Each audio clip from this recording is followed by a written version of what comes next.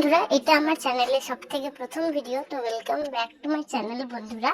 তো দেখো, আজ আমি এখানে রাধা ও কৃষ্ণের একটা পোর্ট্রেট ড্র করছি ওয়াটার কালারের সাহায্যে। তো এই যে দেখো, এখন আমি ব্যাকগ্রাউন্ড এখন কালার করছি ইয়েলো কালার দিয়ে ব্রাশের সাহায্যে। তো তোমাদের মধ্যে অনেকেই হয়তো আমার নিশ্চয়ই কমেন্ট করে বলবে যে না, ড্রয়িংটা একদম ভালো হয়নি, একদম বাজে হয়েছে। আমি জানি আমার ড্রয়িংটা বাজে হয়েছে, কিন্তু তাও আমি একটু করার চেষ্টা করেছি ড্রয়িংটা। তাও যতটুকুই ভালো হয়েছে আমি তাতেই খুশি। আর চেষ্টা করা তো কোনো ভুল না।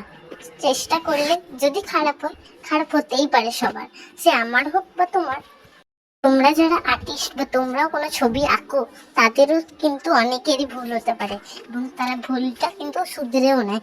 ঠিক সেই রকমই আমি ওই ভুলটা কোনো না একদিন শুধরেই নেবো।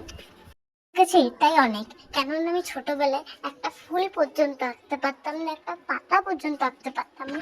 আজ যে আমি এতটা এঁকেছি, এতেই আমি খুবই খুশি। সবাই বলে তুই চেষ্টা কর, তুই নিশ্চয়ই পারবি।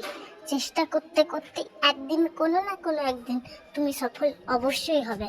এটা আমার কথা না, এটা স্বয়ং ঈশ্বরের কথা।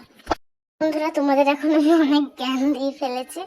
তো এই যে দেখো, আমি এই ড্রয়িংটা মানে রাধাকৃষ্ণ ড্রয়িংটা আমি ওয়াটার কালারের সাহায্যে করেছি। আর কিছু ডিটেলিং এর জন্য এবং গয়নার জন্য আমি এখানে গ্লিটার পেন ইউজ করেছি।